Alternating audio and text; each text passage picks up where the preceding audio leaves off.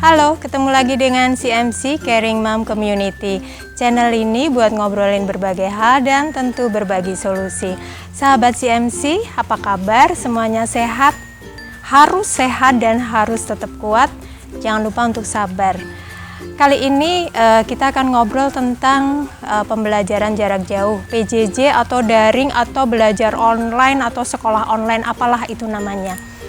Tapi pada hakikatnya belajar di rumah itu tidak sesederhana yang kita bayangkan, tidak semenyenangkan yang awalnya kita kira.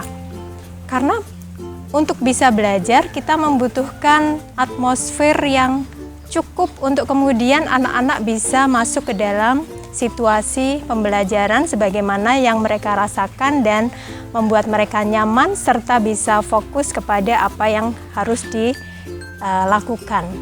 Nah, kita akan ngobrol dengan seorang praktisi pendidikan. Beliau kepala sekolah dari sebuah sekolah yang cukup prestisius. Saya mengenal beliau dan saya salut dengan semua pemikiran-pemikiran beliau dan beliau konsisten untuk bisa terus concern di bidang pendidikan.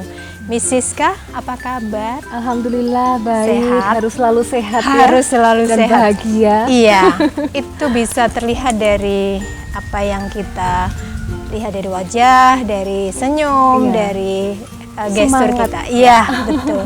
Saya tadi sudah sampaikan.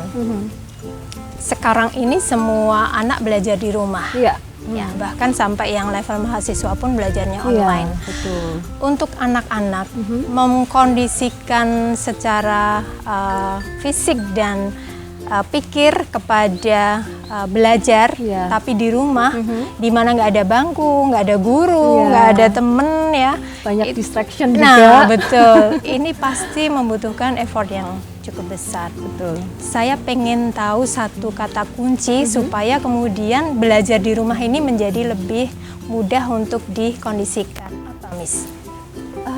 Satu kata kunci itu adalah relasi atau hubungan. Ya. Hubungan akan mempengaruhi komunikasi kita. Ya.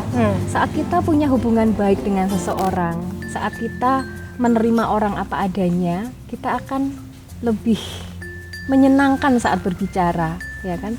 Itu juga sama dengan anak kita, ya. Jadi kadang yang membedakan anak kok nurut sama guru di sekolah, Iya. kok sama orang tuanya kok nggak mau nurut sih? Iya, Nah, iya. kita perlu menilik lagi bagaimana sih pola komunikasi kita terhadap anak. Seperti itu yang pertama. Iya, iya. Saya Itu sebenarnya yang ada utama. kunci lagi. Ada kunci lagi, boleh berbagi kunci. Oke. Oke, yang kedua yaitu tadi relasi yang pengaruh ke komunikasi. Iya. Ya. Dan kunci yang berikutnya yaitu pemberian instruksi.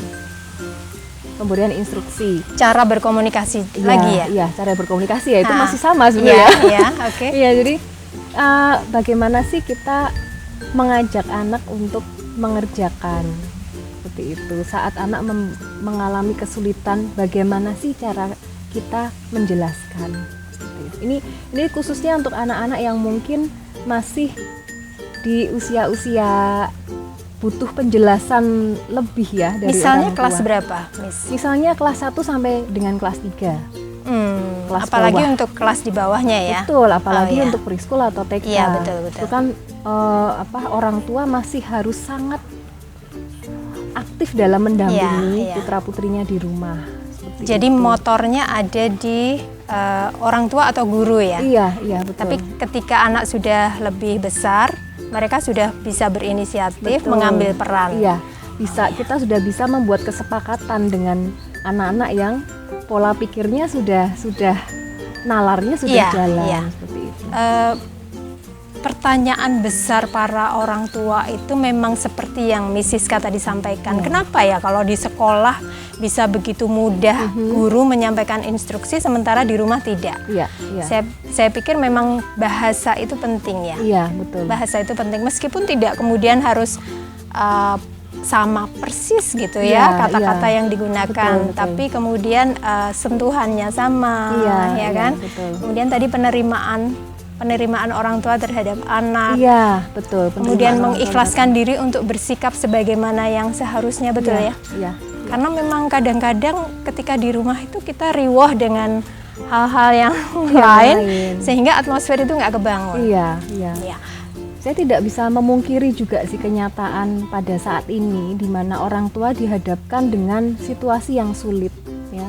Situasi yang sulit mungkin dalam hal ekonomi, ya, mungkin dalam hal sosial seperti itu, dan masih harus menemani anak-anak di rumah. Memang tantangannya sangat besar, tapi ya memang ini yang harus kita hadapi. Jadi siap tidak siap, ya kita harus menyiapkan diri seperti itu. Ada salah satu komentar, bukan dari siswa kami, tapi saya mendapat share dari guru di sekolah lain, yang kebetulan dia mengajar di salah satu SMA. Itu dia membuat komentar seperti ini: guru di sekolah bisa menjadi orang tua kedua bagi anak, dan seharusnya orang tua di rumah bisa menjadi guru kedua bagi anak, seperti itu. Iya, betul. Ya, apa ya? Jadi sebetulnya kita bisa akui bahwa yang stres itu tidak hanya orang tua. Betul. Anak pun juga bisa dan sangat bisa mengalami tekanan, stres gitu kan, dengan keadaan yang seperti ini. Jadi ya kita harus legowo, sama-sama bisa cari selahnya di mana, sama-sama mau belajar. Oh, anakku tuh nggak bisa kalau instruksinya tuh langsung banyak dalam satu waktu. Oke, sekarang kamu ngerjain ini dulu, habis itu nanti ini dijawab kayak gini, setelah itu gini, dah kerjain 30 menit harus selesai. Tidak bisa. Kadang memang harus didampingi, diberi contoh dulu, step by step. Berikan satu instruksi dulu, itu sudah diselesaikan, baru disusul instruksi berikutnya. Oke. Sebetulnya dalam hal ini saya melihatnya orang tua mengenali anak itu mulai dari mereka tumbuh kembang bayi ya. Artinya orang tua memiliki referensi lebih banyak tentang anak. Betul. Jadi kalau kemudian menyediakan diri untuk menerima dan melakukan semua hal yang memang seharusnya dilakukan, agar kemudian terbangun dua hal tadi, guru sebagai orang tua kedua di sekolah, begitupun sebaliknya. Ketika semua dikembalikan ke rumah, orang tua harus mampu menjadi orang tua sekaligus menjadi guru bagi anak di rumah. Dan ketika orang tua menyediakan diri untuk berperan sepenuhnya di situ, relasi itu bisa dibangun. Iya, betul. Betul ya. Betul, iya. Jadi ketika relasi bisa dibangun, kemungkinan besar semua kesulitan itu akan terselesaikan satu demi satu. Iya. Dan tidak ada yang namanya masalah tanpa solusi. Ya. Semua solusi sudah disiapkan, tinggal kita mencari mulai dari arah mana dulu. Ya. Nyarinya lama nggak apa-apa ya, Miss ya. Nggak apa-apa. Memang kadang itu kita butuh berproses. Dan proses itu kadang menyakitkan, ya kan? Tidak semua proses itu berjalan dengan mulus, lancar. Kadang memang harus jatuh, bangkit lagi, jatuh lagi. Kita harus memahami anak itu nggak bisa langsung bisa paham begitu saja. Meskipun mereka anak-anak kita sendiri lahir dari kita, tapi belum tentu kita sehari dua hari itu ngobrol dengan mereka bisa paham. Gitu. Jadi memang kesanggupan untuk berproses, kesanggupan untuk kecewa, kesanggupan untuk membangun relasi yang baik itu akan menjadi kunci suksesnya pembelajaran jarak jauh dengan pendampingan orang tua di rumah. Dan satu hal, Miss Siska, saya ingin tahu, Miss Siska melakukan peran sebagai kepala sekolah dan guru di sekolah. Ini pasti punya apa ya, kalau saya bilang aji-aji gitu ya. Aji-aji, pokoknya selama ada ini aku masih bisa akan terus berdiri tegak di sini, gitu ya. Itu perlu gitu untuk juga orang tua di rumah memiliki. Miss Siska apa ininya? Apa ya aji-ajinya? Goalnya barangkali, atau memang visinya, atau supaya ini tetap bisa Ya, kan sulit ya membangun relasi dengan sekian banyak anak dan semuanya anak orang lain kan. Iya. Tapi Miss Siska tetap bisa berdiri tegak, tersenyum, bahkan bisa membangun relationship sedemikian baik. Yang saya dengar bahwa anak-anak adalah teman bagi semua Miss betul, kan. Betul. Ya kan? Iya. Nah itu apa? Pasti ada di sekolah Miss mungkin ada satu slogan yang dipahami bersama. Kemudian itu menjadi tonggak bahwa selama itu masih ada, kita masih bisa terus berjalan. Oke. Kalau dari kami sih yang kami selalu tanamkan itu karakter anak ya. Karakter anak, bahwa anak itu harus punya karakter kuat gitu. Dan masa pandemi ini memang kita harus menguatkan komunikasi dengan orang tua.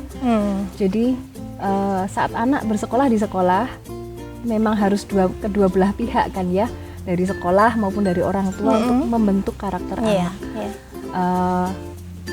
Nah, di masa pandemi ini akhirnya kami juga harus lebih banyak berkomunikasi dengan orang tua supaya karakter yang sudah terbentuk itu tetap di maintain seperti itu. Oke. Jadi artinya saya bisa mengambil kesimpulan bahwa selama semua masih menyediakan diri untuk membangun bersama-sama, betul. ini masih bisa membuat kita tetap yakin dan berdiri tegak. Iya. Okay. Dan kembali lagi ke tadi ya, bahwa setiap masalah itu pasti ada solusinya dan bahwa tidak ada yang abadi. Bahkan masalah pun tidak akan abadi gitu loh, pasti akan selesai gitu. And this pandemic, these too shall pass. Jadi ini akan berakhir, itu jadi pengharapan kami. Yang bisa kita lakukan saat ini, ya kita lakukan dengan sebaik-baiknya supaya apa yang kita punya kita bisa maksimalkan. Anak-anak bisa tetap belajar meskipun di rumah, mereka bisa berkembang sesuai dengan tahap usia mereka. Oke. Saya sekarang tahu kata kuncinya, kenapa Miss Siska tetap hebat dan sehat. Karena kegembiraan, mindset yang positif, kemudian keyakinan dan kesetiaan kepada tujuan, itu terus menuntun pikiran dan badan untuk tetap tegak dan terus berjalan ke depan. Yuk kita bangun relasi dengan anak-anak sebaik dan semaksimal yang kita mampu agar kemudian keluarga ini tetap bisa menjadi tonggak penopang bangsa, anak-anak tetap tumbuh dengan karakter yang mulia dan pada akhirnya kita akan melepas masa yang sulit ini, kita akan sampai pada titik yang lebih terang daripada sebelumnya. Tetap semangat dan sehat. Terima kasih. Dengan senang hati. Terima kasih banyak. Dan sahabat CMC, jangan lupa untuk tengok channel kita. Kalau suka, jangan lupa untuk like, subscribe ya, dan ditunggu komennya. Salam untuk keluarga, peluk erat buat anak-anak, dan sampai jumpa.